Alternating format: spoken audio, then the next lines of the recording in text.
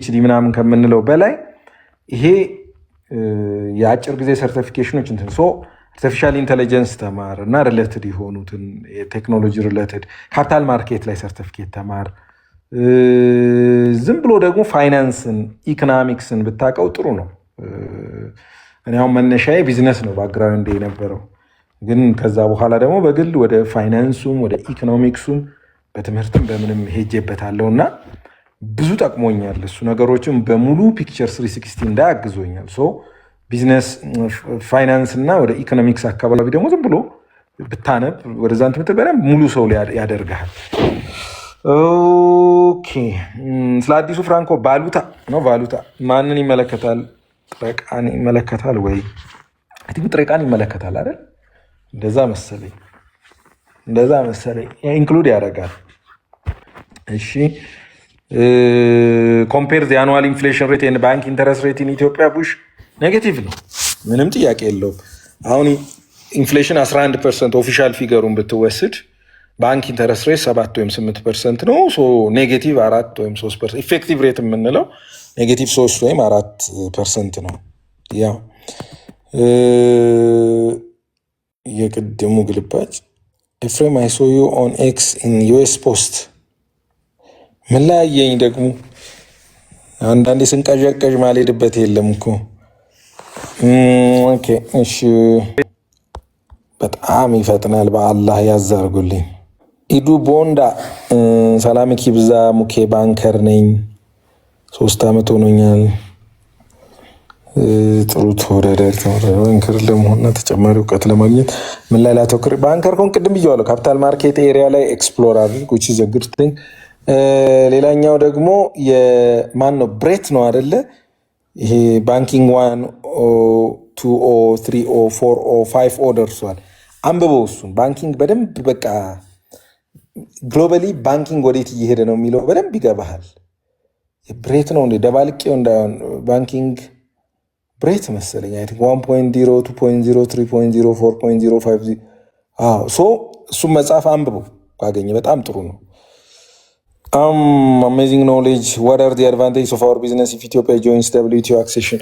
ያው WTO አክሲት ካደረገች ኢትዮጵያ ለኤክስፖርት ማርኬቷ ክፍተት ይኖራል ነው ቤዚካሊ፣ ኖርማሊ እንደ ሀገር ብታየው ማለት ነው። ሶ የሌሎችን WTO አክሲድ ያደረጉ ሀገሮችን በተነጻጻሪነት የተሻለ ታሪፍ እቃዎቻችንን እንድንሸጥ ያስችለናል ነው። ካውንተሩ ደግሞ እኔ አሁንም ይሄው ስሙኝ ቃል በቃል ኢትዮጵያ WTO አክሴድ አድርጋ አሁን የቢዝነሱ ኮሚኒቲ አሁን በሚሄድበት አብዛኛው መሄድ ከሆነ ዱቄት እንደሚሆን አልጠራጠር።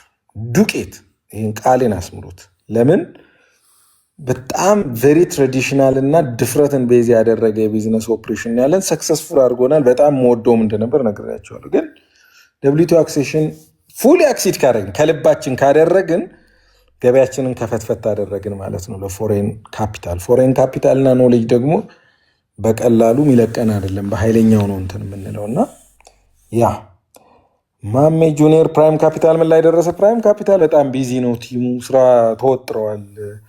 ስራዎች እጃችን ላይ ያሉና እዛ ላይ ተወጥረናል። ኢቨን ሴሌብሬት ማድረግ እንኳን አልቻለም።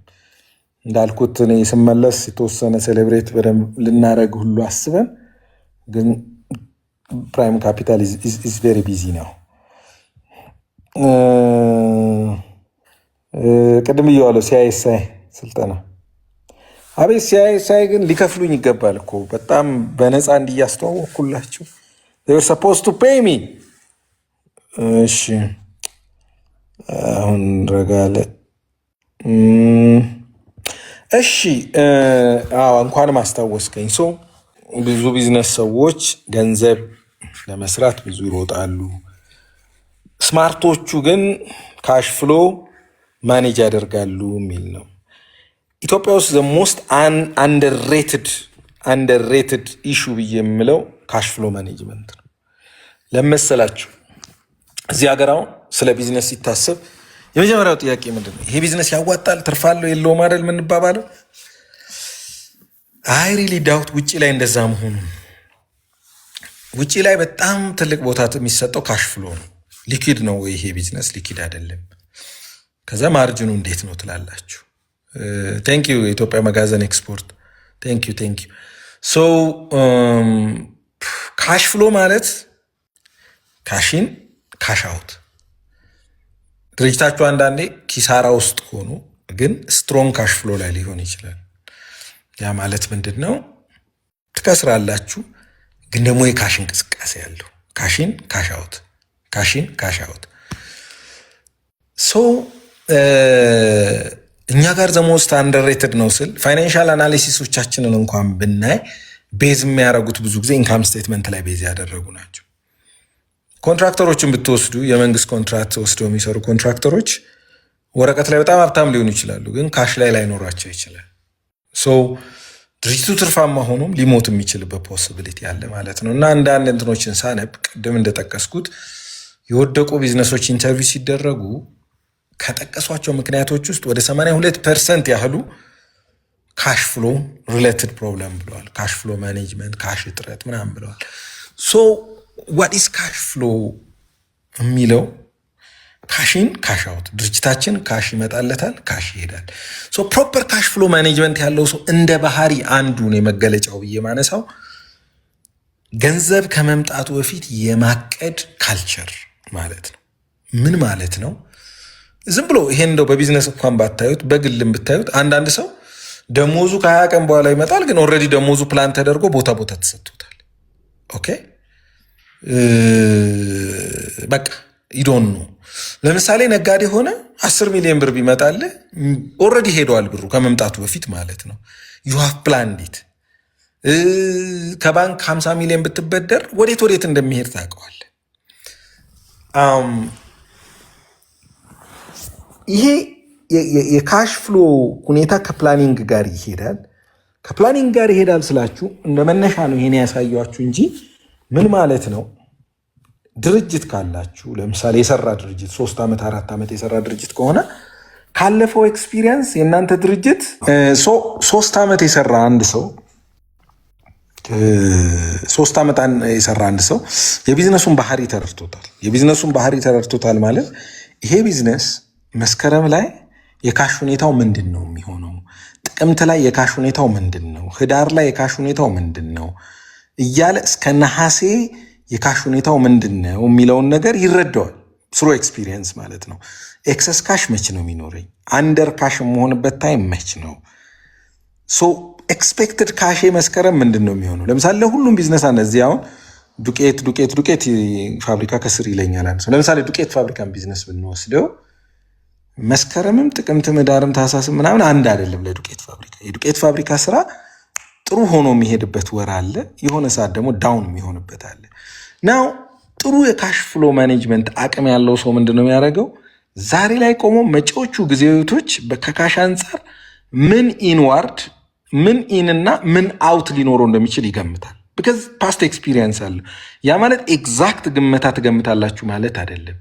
የሚመጣ ዲስ መንዝ ላይ እስከዚህ ድረስ ካሽ ኢን ይኖረኛል፣ ኔክስት መንዝ ላይ እንዲሆናል፣ ኔክስት መንዝ ላይ እንዲሆናል፣ ካሽ አውቴ ደግሞ ወጪን ያህል ይሆናል ካለፈ ልምድ። ሶ በዚህ ጊዜ ካሽ ሾርቴጅ አለኝ፣ እጥረት አለብኝ፣ በዚህ ጊዜ ካሽ ኦቨር አለብኝ። ይኸውላችሁ ብዙ ጊዜ ክፍለ ሀገር ስትሄዱ አንድ ነገር የሚጠቅመውን ያህል የሚጎዳ ክንውን አለ። ለምሳሌ ሰዎች ይሄንን ፕሮሰስ ሳያደርጉ እቁብ ዝም ብለው ብድግ ብለው ይገባሉ። ሌትስ ሴይ ቢዝነሱ በሳምንት ኤክሰስ ካሽ ፍሎ የሚኖረው ከስራ የተረፈ 300 ብር ይሆንና እሱ የ2,000 ብር እቁብ ገብቷል። የመጀመሪያው ይወጣልኛል ምናምን ብሎ ኃይለኛ ሪስክ ውስጥ ገብቷል። ሶ ኢነዌይ እቁብ በጣለ ቁጥር ድርጅቱን እየገደለው ነው፣ ቢዝነሱን እየገደለ ነው የሚሄደው።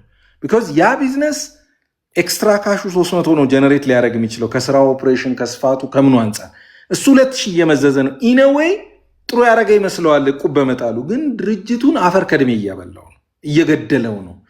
ምክንያቱም 200 ሰው ያለበት እቁብ ምጥል ከሆነ ከ200 መቶ ቢያንስ ከ100 ሳምንት በኋላ ነው የሚወጣለት። ሁሉም እንዲህ ካልኩሌት ካደረገ ድርጅቱን እያዳከመ ነው የሚሄደው ማለት ነው። እና ካሽ ፍሎ ማኔጅመንት ስንል ኤክስፔክትድ ካሽን እና ካሽ አውታችንን አይተን በዚህ ጋር ጊዜ ኤክሰስ ካሽ ይኖረኛል፣ ኤክሰስ ካሽ ሲኖረኝ እንደዚህ ኢንቨስት አደርገዋለሁ።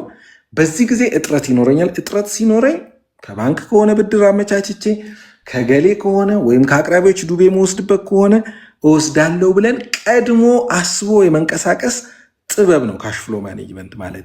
ውስጡ ገብተን ችግር ከተፈጠረ በኋላ መደነባበር ሳይሆን እንዲህ አይነት እሳቤ የሌለው ሰው ምን አይነት ሰው ይሆናል መሰላችሁ? ለምሳሌ ጥሩ ገንዘብ ቢያገኝ ቢዝነስ ሰርቶ ምን እንደሚያደርግበት አያውቅም። ሄዶ መሬት ይገዛበታል። ኦኬ መሬት ይገዛበታል። መሬት መግዛቱ ብቻ ሳይሆን ይሶቄ ቆይ ትንሽ ብር ላውጣና ትንሽ እየገንብቼ ወይ አስይዤ እበደራለሁ ወይ ደግሞ ሽጬ አተርፋለሁ ይላል። ልክ ከዚህ ጋር ሲያወጣ ቢዝነሱ ላይ እየፈጠረ ያለው ጫናና ችግር ብዙ አይታየውም። መሬት እዚህ ጋር ገዛ፣ ካለው ካሽ ላይ ትንሽ ቀነሰ፣ የሆነች ነገር አውጥቼ ገንብቼ የሆነ ደረጃ አድርሼ ልበደርበት ያለው ነገር ግንባታውን ፈቅሳይ ቢዝነሱን በዚህ ይዳከምና ተናንቆ በማይሆን ዋጋ ጥሎት ይወጣል ማለት